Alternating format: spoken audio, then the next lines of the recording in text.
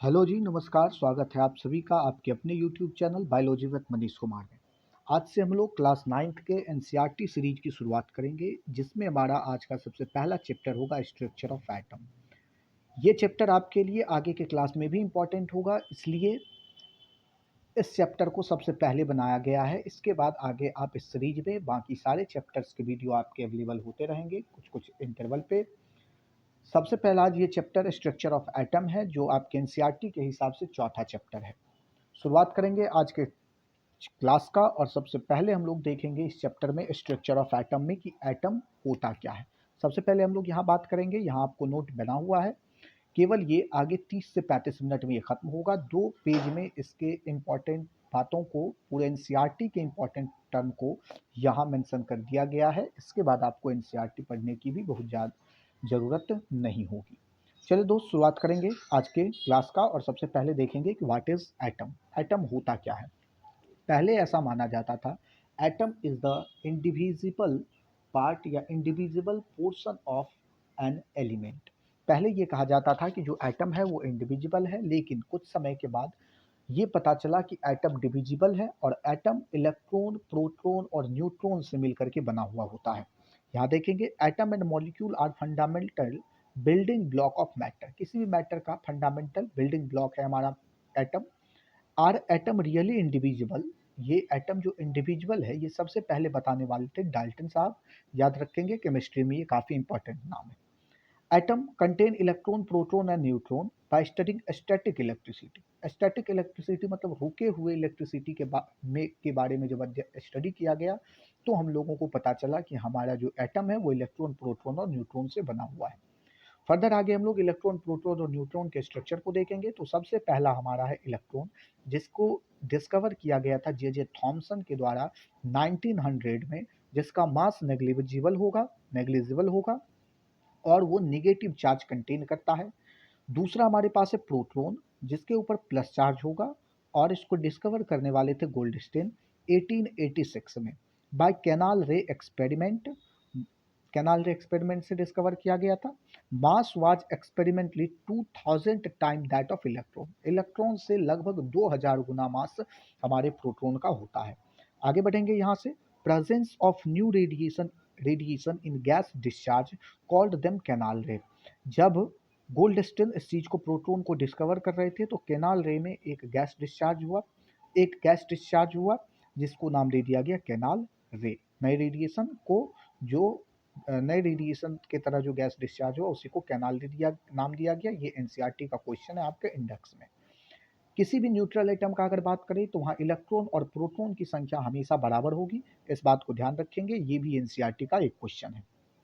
अब हम लोग फर्दर आगे देखेंगे कि अगर हमारा एटम डिविजिबल है, तो उसका स्ट्रक्चर किस तरह से, ये हमारा इलेक्ट्रॉन, प्रोटॉन और न्यूट्रॉन किस तरह से होता है। इस चीज के लिए सबसे पहले जो आए वो थे Thomson. Thomson model of an atom, या थॉमसन मॉडल का ही दूसरा नाम है क्रिसमस पुडिंग मॉडल, या इसी का तीसरा नाम है plum pudding model. Christmas pudding model इसलिए कहा गया क्योंकि इसका इस तरह से स्ट्रक्चर माना गया था थॉमसन के द्वारा, कि वो एक क्रिसमस के केक के ऊपर जो अलग अलग तरह के ड्राई फ्रूट लगे हुए होते हैं, बस उसी के जैसा हमारे एटम का भी स्ट्रक्चर है। यहाँ पर आप देखेंगे जरा, प्लम पुडिंग इसलिए कहा गया क्योंकि ये वाटरमेलन के तरह का होता है, वाटरमेलन की शेप का होता है। ये हमारे थॉमसन साहब का मानना था।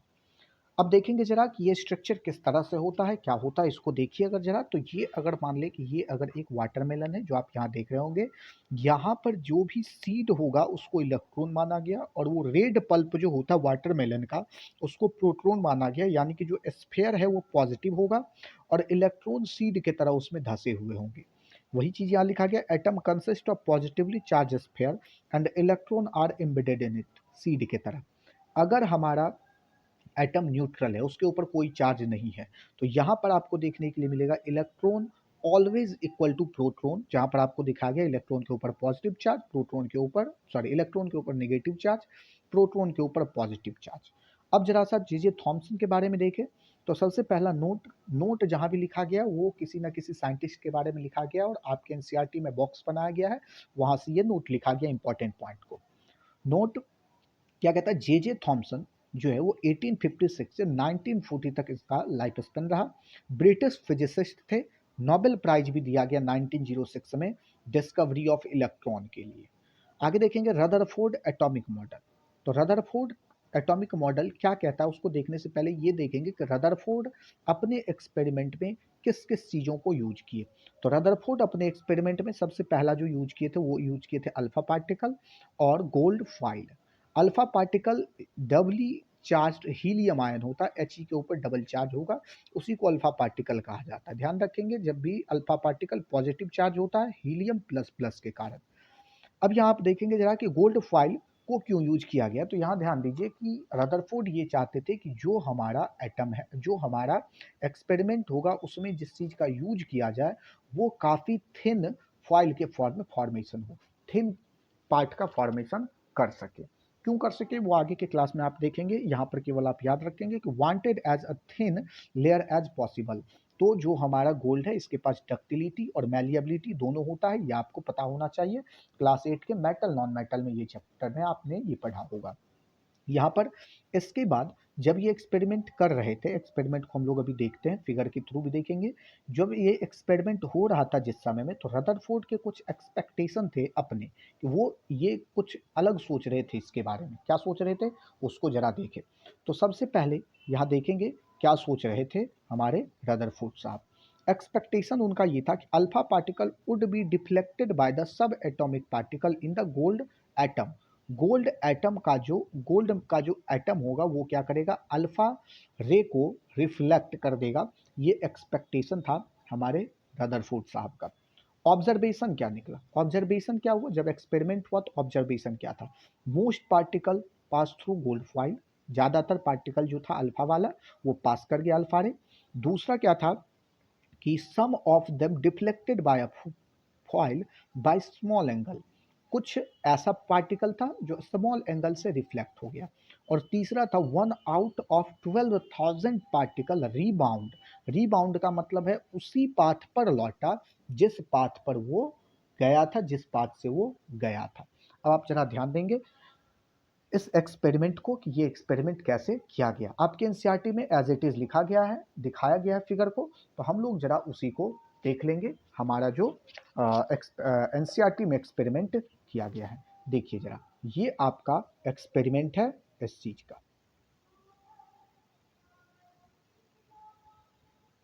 यहाँ देखेंगे आप जरा, ये आपके एक्सपेरिमेंट यहाँ पर रदरफोर्ड के द्वारा किया गया। यहाँ पर आप अगर देखेंगे तो आपको पूरा दिखेगा। ये देखिए, ये जो लाइन गया ये सीधा चला गया, ये भी लाइन सीधा चला गया, ये भी सीधा चला गया। यहाँ देखेंगे ये अल्फा पार्टिकल लिखा गया है, अल्फा पार्टिकल यहाँ से पास कर जाता है, ठीक है, मैक्सिमम ज़्यादातर यहाँ से पास कर गया। कुछ देखिए यहाँ से, देखिए इसको अगर आप देखिए इस वाले को, तो ये देखिए कुछ एंगल यहाँ से गया और कुछ एंगल बना करके लौट आया। इसी तरह से आप यहाँ देखेंगे, इसको अगर आप देख पा रहे हो, यहाँ देखेंगे आप जरा, ये यहाँ से गया और फिर ये यहाँ से आ गया, कुछ एंगल बना के ये भी लौटा, कुछ डिफ्लेक्ट भी हुआ। जैसे इसको आप देखें यहाँ से, ये देखेंगे यहाँ से ये गया है यहाँ से, और इस तरह से जाते हुए ये इस तरफ मुड़ गया है।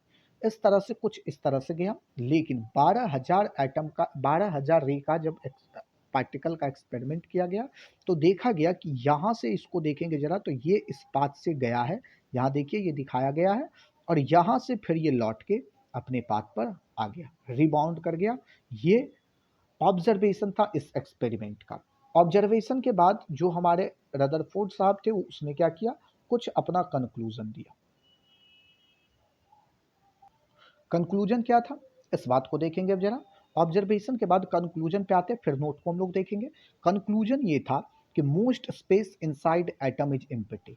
इस एक्सपेरिमेंट के बाद कंक्लूजन ये निकला कि ज़्यादातर जो पार्ट है हमारे एटम का वो क्या है, एम्प्टी है, खाली है। Positive charge occupy very small space और charge and mass concentrated in small volume. अब आप जरा यहाँ ध्यान देंगे अगर, तो खाली क्यों कहा गया, क्योंकि ज़्यादातर रे क्या कर रहा था, पास कर जा रहा था, इसलिए कहा गया ये एम्प्टी है। पॉजिटिव चार्ज स्मॉल स्पेस, काफ़ी छोटा जगह लिया है, क्यों कहा गया, क्योंकि देखे कि अल्फा पार्टिकल जो है वो भी पॉजिटिव था और वो रीबाउंड केवल 12,000 में से एक पार्टिकल किया। इसका मतलब ये था कि कुछ ही स्पेस से वो लौट के आ रहा है, मतलब कि पॉजिटिव चार्ज छोटे जगहों पर है, काफ़ी छोटे जगहों पर। और इसके बाद charge and mass concentrated in small volume. Charge और मास जो है वो क्या है, स्मॉल वॉल्यूम में कंसंट्रेटेड है। ये इसलिए कहा गया क्योंकि मास तो प्रोटॉन का होता है, इलेक्ट्रॉन का कोई मास नहीं होता है, और ये प्रोटॉन पॉजिटिव है तो ये बीच में है, इसीलिए वो हीलियम को क्या किया, हीलियम को वो रिबॉन्ड कर दिया, डबली आयनाइज्ड हीलियम को। अब देखिए जरा, अगर आप रेडियस का बात करें और एटम के और न्यूक्लियस के रेडियस को अगर आप कंपेयर करते हैं तो आपको मिलेगा कि रेडियस ऑफ एटम जो है वो रेडियस न्यूक्लियस के रेडियस से लगभग 10 का पावर 5 गुना अधिक है। एक तो हमारा एटम काफ़ी छोटा है, इतना छोटा कि हम लोग उसको देख नहीं सकते हैं, सिंपल माइक्रोस्कोप से भी नहीं देख सकते। उसको देखने के लिए हमारे पास एक स्पेशल टाइप का माइक्रोस्कोप है जिसको हम लोग स्टेनिंग टनलिंग माइक्रोस्कोप कहते हैं। उस माइक्रोस्कोप से आप एटम को देखते हैं और उसका न्यूक्लियस, इसका जो रेडियस है वो न्यूक्लियस के रेडियस से 10 का पावर 5 गुना होगा, ये याद रखना है। अब जरा नोट पे आ जाते हैं। एक नोट आपके लिए लिखा गया रदरफोर्ड के बारे में। रदरफोर्ड का लाइफ स्पेन रहा 1871 से 1937 तक। Known as father of nuclear physics, ये आपके लिए इंपॉर्टेंट होगा, न्यूक्लियर फिजिक्स के फादर इनको कहा जाता है। Popular with their work on radio activity and discovery of nucleus. अब यहाँ देखिए जरा, रेडियो एक्टिविटी को भी डिस्कवर करने वाले रदरफोर्ड थे, और न्यूक्लियस, एटम के न्यूक्लियस का बात किया जा रहा है, आप सेल का न्यूक्लियस नहीं समझेंगे, एटम के न्यूक्लियस के बारे में भी डिस्कवर करने वाले हमारे रदरफोर्ड ही थे। ही गोट नोबेल प्राइज, इस काम के लिए इसको नोबेल प्राइज भी मिला। कब? तो 1908 में। यहाँ देखेंगे 1908 में। थॉमसन को कब मिला था? 1906 में। यहाँ देखिए लिखा गया रदरफोर्ड को क्या किया गया था, 1906 में मिला था नोबेल प्राइज। चलिए दोस्त आगे बढ़ेंगे यहाँ से। अगला जो हमारे पास टॉपिक है, रदरफोर्ड न्यूक्लियर मॉडल। क्या था? रदरफोर्ड अपने इस न्यूक्लियस के बारे में क्या मॉडल दिया? पॉजिटिव चार्ज अकर इन सेंटर कॉल्ड न्यूक्लियस, यहीं पर आपको बता दिया गया था। पॉजिटिव चार्ज कहाँ होगा? न्यूक्लियस में होगा।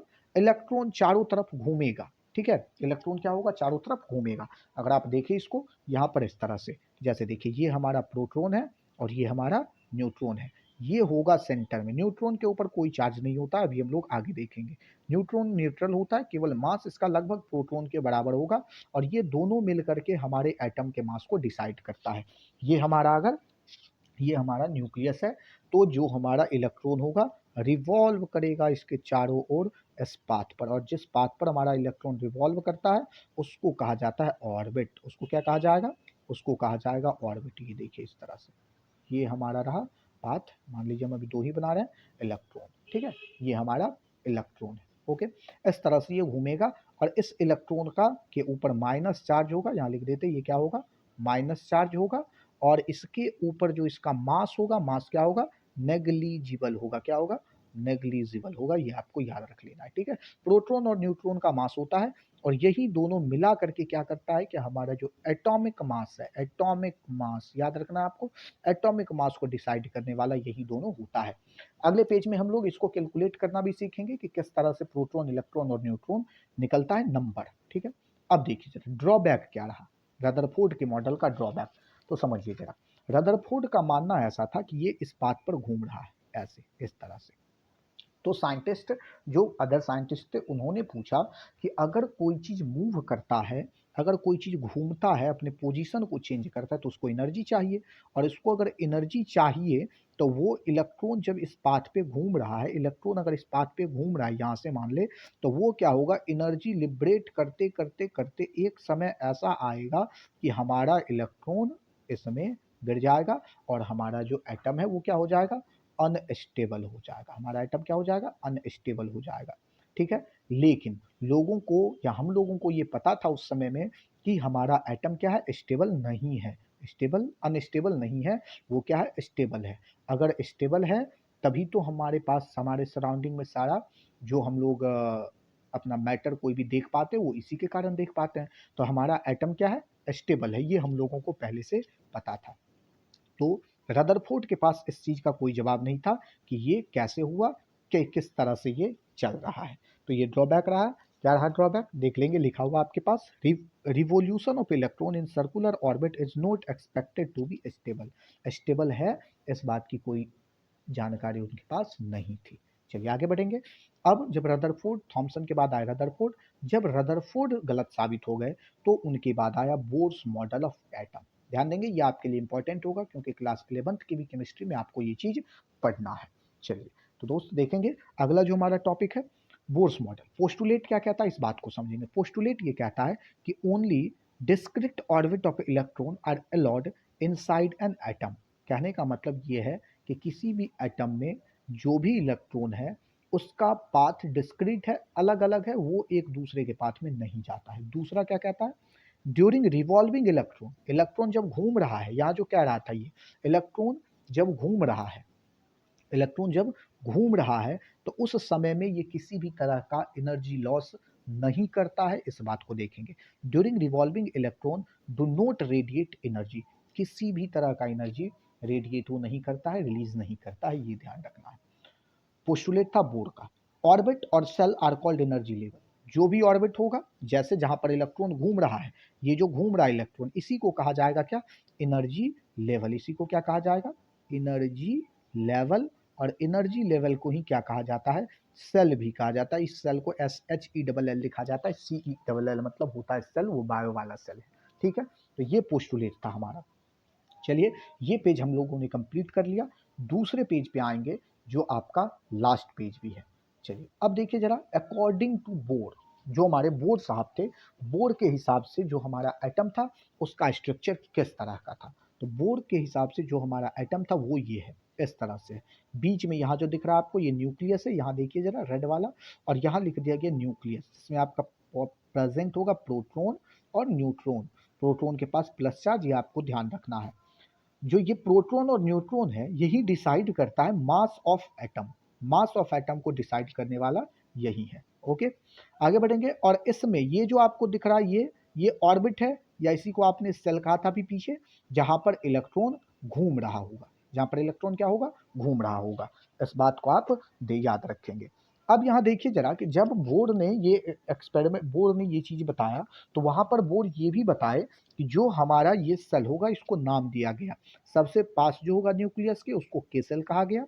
उसके बाहर जो होगा एल सेल, उसके भी बाहर एम सेल, और सबके बाहर एन सेल। ओके, जब ये सारा चीज हो गया तो उसके बाद जो हमारे बोर्ड थे, के को जो है n बराबर 1 नाम दिए, एल को n बराबर 2, एम को n बराबर 3, और n को n बराबर 4। अब यहाँ ध्यान देंगे कि ये जो n दिख रहा है, कि सर आपके दिमाग में आ रहा होगा sir what is n, n क्या है। तो n यहाँ पर प्रिंसिपल क्वांटम नंबर होता है, जो आपको अभी पता नहीं चलेगा, जब आप क्लास 11th में आएंगे और वहां आपको ये पता चलेगा n इक्वल टू 1 होता क्या है आखिर में। ओके, तो अभी फिलहाल भी याद रखना, ये प्रिंसिपल क्वांटम नंबर है जहां पर n इक्वल टू 1। जब ये सारा चीज हो गया तो एक और साइंटिस्ट आए बोर्ड के साथ, ठीक है, जिन्होंने electrons distributed in different orbit के बारे का कंसेप्ट दिया। यानी कि टॉपिक आपके एनसीईआरटी में बनाया गया है, how are electron distributed in different orbit. Electron कैसे डिस्ट्रीब्यूट है, तो यहाँ देखिए आपके पास लिखा गया डिस्ट्रीब्यूशन ऑफ इलेक्ट्रॉन। यहाँ देखिए, यहाँ से एरो लगाया गया, यहाँ given by Bohr and bury. कौन दिया था, बोर एंड ब्यूरी, दो साइंटिस्ट थे। अब इसके लिए इन्होंने एक फार्मूला दिया जो था 2n²। क्या था, 2n²। ओके, अब देखिए, अब क्या किया गया, यहां से ये निकाला गया, यहां इसी फार्मूला से नंबर ऑफ इलेक्ट्रॉन निकाला जाता है। अब यहां पर देखेंगे कि ये अगर के सेल है और के सेल का n1 है, तो 2n², तो दो मैक्सिमम इलेक्ट्रॉन हो सकता है। और जो हमारा के सेल है उसके पास एक सबसेल होगा जिसको हम लोग s कहेंगे। ओके, n बराबर 2, जिसके पास होगा 2 और n का स्क्वायर यानी कि 4, तो 4 2 जा 8, और 8 के पास यहाँ जो है n के l के पास s और p दो सबसेल होगा। इसी तरह से यहाँ पर SPD सबसेल होगा, और चौथे नंबर के पास SPDF सबसेल होगा। ये आपको समझ में आ गया होगा इस तरह से। अब देखिए यहाँ से जो है बोर ब्यूरी कुछ कंसेप्ट दिए। क्या कंसेप्ट दिए, बोर ब्यूरी का जो कंसेप्ट था वो सबसे पहला नंबर ये था कि maximum number of electron present in a shell is given by formula 2n²। Maximum number of electron क्या था, क्या होगा, 2n² से डिनोट किया जाएगा। दूसरा ये कहा गया कि आउटर मोस्ट सेल में, ये जो outermost shell, outermost मतलब सबसे बाहरी, आउटर मोस्ट सेल में क्या होगा कि मैक्सिमम 8 इलेक्ट्रॉन ही हो सकता है। ठीक है, लेकिन हीलियम इसका एक्सेप्शन होगा, ये आपको याद रखना है। हीलियम के पास केवल 2 ही इलेक्ट्रॉन होता है, इस बात को भी आपको ध्यान में रखना है।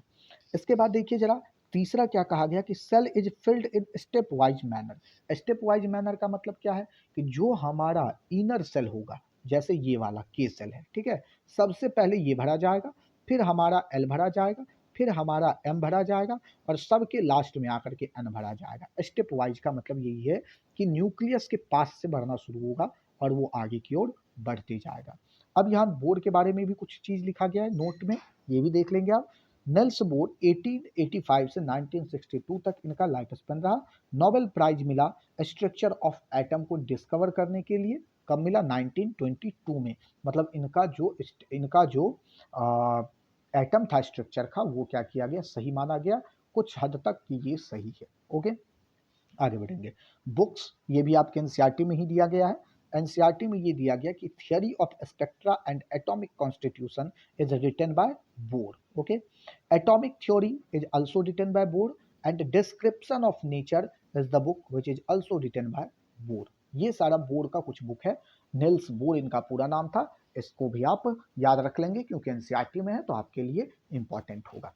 आगे बढ़ेंगे। इसके आगे हमारे पास है न्यूट्रॉन। अब देखिए, अभी आपको स्टार्टिंग में ही कहा गया था न्यूट्रॉन के भी बारे में हम लोग पढ़ेंगे। तो न्यूट्रॉन क्या कहता है, न्यूट्रॉन के बारे में देख लेते हैं। न्यूट्रॉन सबसे पहले डिस्कवर कौन किए थे? तो जेम्स चैडविक। यहाँ पर पूरा नाम मैंने नहीं लिखा है, यहाँ केवल जे लिखा है, तो जेम्स चैडविक थे। ओके, इसके ऊपर नो चार्ज नहीं होगा और मास लगभग प्रोटॉन के बराबर होगा। इस बात को भी आप देख लेंगे। Okay, present in nucleus except hydrogen. Hydrogen के न्यूक्लियस में न्यूट्रॉन नहीं होगा। हाइड्रोजन के न्यूक्लियस में क्या नहीं होगा?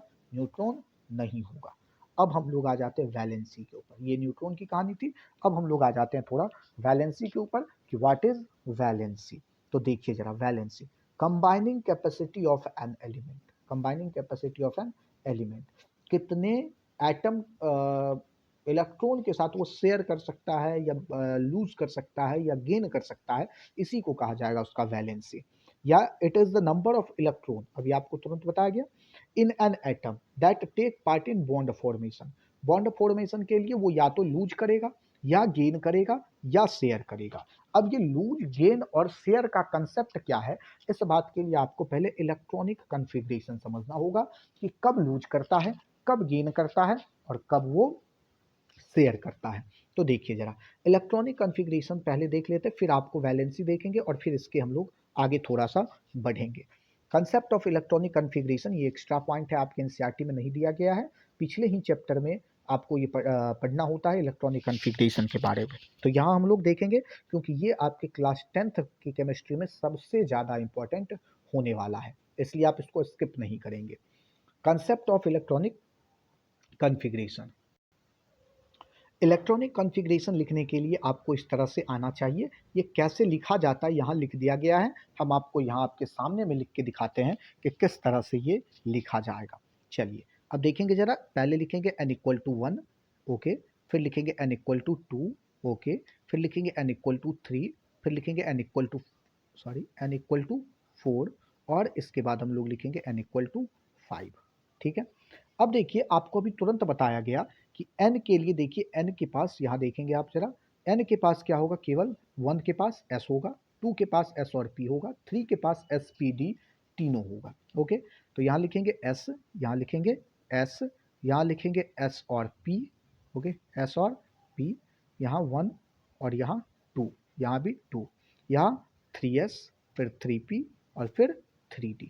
ओके, इसके बाद लिखेंगे 4s, फिर लिखेंगे 4p, यहाँ भी p कर देंगे, और यहाँ लिखेंगे 4d। ओके, यहाँ लिखेंगे 5s, फिर लिखेंगे 5d, 5p, फिर लिखेंगे 5d और फिर लिखेंगे 5f। ओके, इस तरह से हम लोग क्या करेंगे, ये लिख लिए। इसके लिखने के बाद हम लोग देखेंगे कि यहाँ से शुरू करेंगे और इस तरफ आएंगे, यहाँ से शुरू करेंगे इस तरफ आएंगे, यहाँ एरो लगाए, फिर यहाँ से चले जाएंगे इस तरफ, यहाँ से चले गए इस तरफ।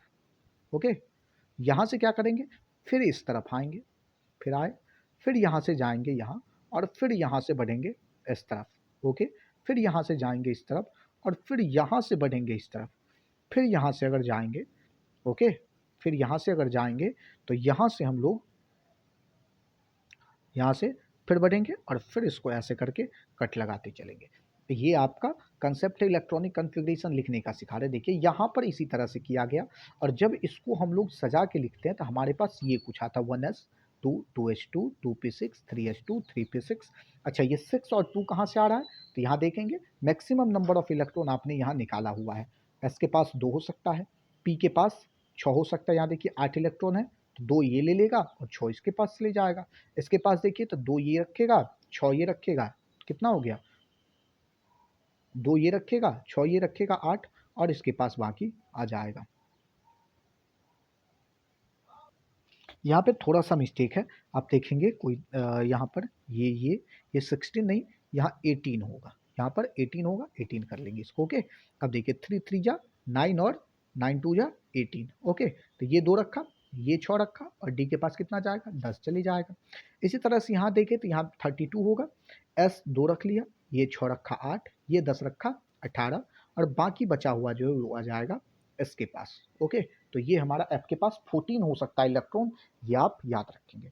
अब आप क्या करेंगे, हम आपको इलेक्ट्रॉनिक कन्फिग्रेशन निकालने का ये तरीका बता दिए। अब आप 1 से लेकर के 1 टू 20 या 1 टू 30, 1 से लेकर के 30 तक इलेक्ट्रॉनिक कन्फिग्रेशन निकालेंगे। या हम आपको एक निकाल के दिखाते हैं, जैसे सोडियम, सोडियम के पास 11 है। ओके अब देखिए सोडियम के पास 11 है तो इसका अगर इलेक्ट्रॉनिक कन्फिग्रेशन लिखे तो 1s2 2s2 1s2 2s2 2p6 2p6 और 3s1 होगा। ओके या देखिए ये 2 2 4 6 10 और 1 11। आप अगर ये सोच रहे हैं कि सर एस के पास तो 2 होना चाहिए, तो यहाँ तो एक ही है, तो 2 होना चाहिए लेकिन हमारे पास इलेक्ट्रॉन भी तो रहना चाहिए।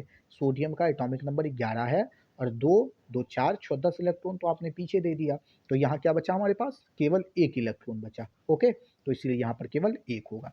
अब अगर इसको आप थोड़ा सा और शॉर्ट करके लिखे तो यहाँ देखिए 1 के पास क्या आया?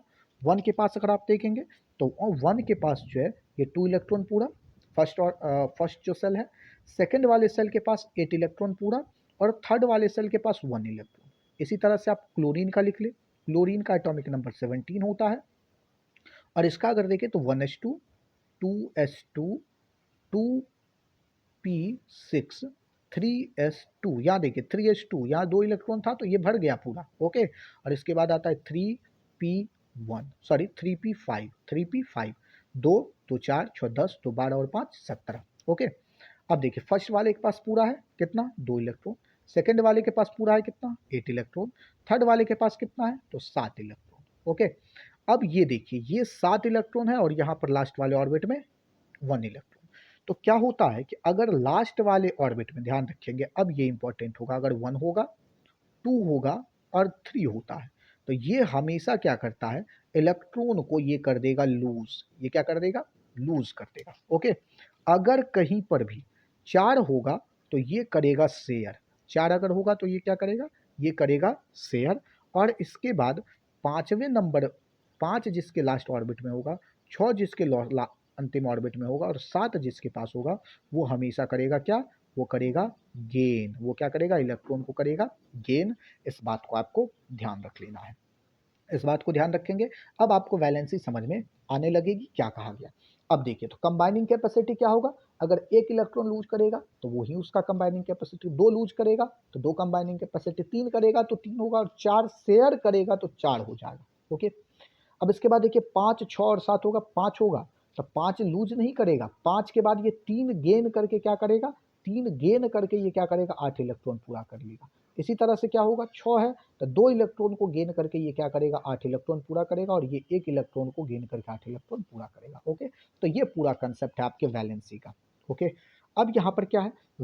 Electron present in outermost shell are called valence electron. अंतिम वाले सेल के पास जितना इलेक्ट्रॉन होगा वही होगा वैलेंस सेल। 1 प्रेजेंट होगा तो 1 होगा वैलेंसी, 2 प्रेजेंट है 2 होगा, 3 प्रेजेंट है 3 होगा। ओके 4 प्रेजेंट है तो 4 होगा, लेकिन 5 प्रेजेंट है तो 5 नहीं होगा, 5 प्रेजेंट है तो 3 हो जाएगा इसका वैलेंसी। ओके यहाँ देखिए ये वाला, यहाँ 2 होगा, यहाँ 1 होगा। Atom which contain 8 electron. अब ये भी तो बात हो सकती है सर जिसके पास 8 इलेक्ट्रॉन हो, तो जिसके पास 8 इलेक्ट्रॉन है वो स्टेबल होगा और ऐसे को हम लोग क्या कहेंगे? ऐसे को कहेंगे हम लोग स्टेबल। और ये कौन होता है? इनर्ट गैस होता है जिसका कंबाइनिंग कैपेसिटी 0 होगा। इस बात को याद रखना, जो स्टेबल है वो कहीं कंबाइंड कंबाइन नहीं करेगा वो स्टेबल होगा। ओके, 8 इलेक्ट्रॉन अगर आउटरमोस्ट ऑर्बिट में होगा तो उसको ऑक्टेट कहा जाएगा उस टर्म को। अगर 2 इलेक्ट्रॉन होगा तो उसको ड्यूएट कहा जाएगा, जो हाइड्रोजन और हीलियम के केस में हम लोगों को देखने के लिए मिल जाता है। इसके बाद हम लोग आगे बढ़ेंगे एटॉमिक नंबर पे। तो एटॉमिक नंबर होगा जितना प्रोटॉन प्रेजेंट होगा कहाँ, न्यूक्लियस में। जैसे यहाँ देखिए, यहाँ भी हम लोगों ने देखा था, ये आपको बताया गया था। यहाँ पर ये जो प्रोटॉन है, यहाँ देखिए ये जो प्रोटॉन है, प्रोटॉन का ही नंबर एटॉमिक नंबर होता है। प्रोटॉन का ही नंबर क्या होता है, एटॉमिक नंबर होता है। ओके, मास नंबर यानी कि जो एटॉमिक मास जिसको आप कहते हैं, इसको आप जेड से डिनोट करते हैं। एटॉमिक नंबर को जेड से डिनोट करते हैं और मास नंबर यानी कि एटॉमिक मास को आप ए से डिनोट करते हैं। और यहाँ पर क्या, सम ऑफ प्रोटॉन एंड न्यूट्रॉन, जो आपको शुरू में ही बता दिया गया है। अब यहाँ से एक कंसेप्ट आपको और निकालना है कि इलेक्ट्रॉन का number of electron, proton and neutron अगर आपको निकालने के लिए कहा जाता है तो आपके पास मैंने फार्मूला आपको लिख दिया है। यहाँ देखिए, atomic mass P plus n और एन बराबर होता है A प्लस जेड। अब यहाँ पर आप देखेंगे थोड़ा सा कंसेप्ट, आपके एनसीईआरटी में टेबल बनाया गया 4.1, वहाँ पर दिया गया है। जैसे देखिए, एटॉमिक मास निकालना होगा तो ए बराबर क्या होगा, ए बराबर होगा P प्लस एन, मतलब प्रोटॉन और न्यूट्रॉन बराबर एटॉमिक मास। इसी तरह से आपको अगर प्रोटॉन निकालना है तो प्रोटॉन क्या होगा, तो एटॉमिक नंबर जितना होगा वही उसका नंबर ऑफ प्रोटॉन होगा। अगर हमारा एटम न्यूट्रल है, न्यूट्रल एटम के लिए ई बराबर पी, ठीक है, किसके लिए, तो न्यूट्रल एटम के लिए, किसके लिए, न्यूट्रल एटम के लिए। लेकिन अगर एटम न्यूट्रल नहीं है तो ध्यान देंगे, अगर इलेक्ट्रॉन अधिक है, जितना माइनस चार्ज के साथ आएगा उतना अधिक इलेक्ट्रॉन लिखेंगे, और जितना प्लस चार्ज के साथ आएगा उतना अधिक प्रोटॉन होगा। एक यहाँ पर अगर हमको न्यूट्रॉन निकालने के लिए कह दिया जाए तो हमारे पास होता है मास नंबर में से आप क्या करेंगे, एटॉमिक नंबर को माइनस कर देंगे। मास नंबर में से क्या करेंगे, एटॉमिक नंबर को माइनस कर देंगे। यहाँ देखिए लिख दिया गया है, बस यही होगा। जैसे अगर हम आपको क्या करें, फिर से सोडियम का निकाल के दिखाए, इलेक्ट्रॉन, प्रोटॉन और न्यूट्रॉन, तो देखिए जरा 11 है तो प्रोटॉन का नंबर तो सर 11 होगा। ओके सर, कोई चार्ज नहीं दिख रहा है, नो चार्ज, तो यहाँ पर सर क्या होगा ना कि इलेक्ट्रॉन भी 11 ही होगा। लेकिन अभी हमारे पास न्यूट्रॉन का नंबर बचा है, तो एटॉमिक मास होता है इसका, एटॉमिक मास होता है 23, कितना होता है 23, और प्रोटॉन जो है वो एटॉमिक नंबर के बराबर होगा, तो इसको आप माइनस कर देंगे 11 से, तो आपका आएगा 12। आप मिलाएंगे तो आपको आएगा कि न्यूट्रॉन का नंबर कितना है, 12 है। ओके, कोई दिक्कत नहीं होनी चाहिए। अब हम लोग बढ़ जाते थोड़ा सा यहाँ से आगे, ठीक है, तो इस तरह से आप निकाल लेंगे, आपके पास जो टेबल है उसमें सारा दिया है, मिला भी लेंगे। अब इसके बाद proton and neutron are called nucleons, दोनों को जब मिला देंगे तो उसको न्यूक्लियंस भी कहा जाता है, ये याद रखना है। सिंबल ऑफ एलिमेंट आसान है, ऊपर में ये अगर x अगर एक एलिमेंट है तो a जो है ऊपर में वो मास नंबर को डिनोट करता है, और z नीचे लिखा जाएगा जो एटॉमिक नंबर को डिनोट करेगा। ओके, याद रखना है आपको, ये भी ध्यान रखना है क्या कि अगर आप कंफ्यूजन में आते हैं तो नीचे जो छोटा है वो लिखा जाएगा या जो कम है वो लिखा जाएगा, और एटॉमिक नंबर हमेशा मास नंबर से कम होगा, ये भी आपको ध्यान रख लेना है। ओके, अब इसके बाद अगला टॉपिक हमारे पास आइसोटोप एंड आइसोबार, जो लास्ट टॉपिक है। आइसोटोप किसको कहा जाएगा, same atomic number but different mass number. Atomic number same है लेकिन एटॉमिक मास डिफरेंट होगा। यहाँ देखिए हाइड्रोजन का 3 लिखा गया, H1, H2 और H3 के साथ। देखिए आपके एनसीईआरटी में मेंशन है ये, तो याद रखना है आपको, हाइड्रोजन के इस कंडीशन को H1 और 1 अगर दोनों 1 है तो ये इसको हम लोग कहते हैं क्या, प्रोटियम कहते हैं। क्या कहते हैं, प्रोटियम कहते हैं। इसी तरह से अगर यहाँ बात करें तो यहाँ पर इसको हम लोग कहेंगे ड्यूटेरियम, सॉरी इसको कहेंगे हम लोग क्या, ड्यूटेरियम, और इसको हम लोग कहेंगे क्या, तो इसको हम लोग कहेंगे ट्राइटियम। ओके, ये तीनों का देखेंगे अगर नीचे तो एटॉमिक नंबर देखिए सेम है लेकिन एटॉमिक मास क्या हो गया, डिफरेंट हो गया। इसी तरह से यहाँ कार्बन का 2 दिया गया है, यहाँ क्लोरीन का 2 दिया गया है, नीचे जो लिखा गया वो एटॉमिक नंबर है, ऊपर जो लिखा गया वो एटॉमिक मास है। यहाँ से भी आप देख सकते हैं मास नंबर अधिक होगा तो ऊपर लिखा गया। एप्लीकेशन आइसोटोप का क्या एप्लीकेशन है, फ्यूल के तरह यूज करेंगे आइसोटोप को, किसके आइसोटोप को, तो यूरेनियम के आइसोटोप को। कैंसर के ट्रीटमेंट में यूज किया जाएगा आइसोटोप, किसके आइसोटोप को, तो कोबाल्ट के आइसोटोप को। ग्वाइटर, जिसमें आप देखेंगे गला फूल जाता है, हम लोग अपनी भाषा में उसको ग्वाइटर घेंघा रोग कहते हैं, तो यहाँ पर आयोडीन के आइसोटोप का यूज किया जाएगा। ओके, आगे बढ़ेंगे आइसोबार में। यहाँ क्या होगा, इसका ठीक उल्टा, एटॉमिक नंबर डिफरेंट होगा लेकिन एटॉमिक मास सेम होगा। एटॉमिक नंबर डिफरेंट होगा लेकिन एटॉमिक मास सेम होगा। तो देख लेंगे यहाँ देखिए कैल्शियम और आर्गन दोनों का एटॉमिक मास 40 है लेकिन दोनों का एटॉमिक नंबर अलग है। कैल्शियम का 20 और आर्गन का 18 ये एटॉमिक नंबर होता है। इसके बारे में आपको पीछे पढ़ा दिया गया। तो ये हो गया आपका ये कंप्लीट चैप्टर। अब आप एनसीईआरटी को पढ़ेंगे तो ऑटोमेटिक आपको सब कुछ समझ में आएगा। नोट बनाने के लिए आपके पास ये 2 पेज है, आप इसको आराम से नोट भी बना सकते हैं। ये आपका नोट हो जाता है और यहाँ से 2 पेज, ये दूसरा पेज और ये पहला पेज। इस तरह से हम लोग इस चैप्टर को हम लोगों ने कंप्लीट कर लिया। चलिए, अगर वीडियो पसंद आई हो तो लाइक करिए और चैनल को सब्सक्राइब भी करिए और अपने दोस्तों के साथ शेयर भी करिए। धन्यवाद। जय हिंद, जय भारत।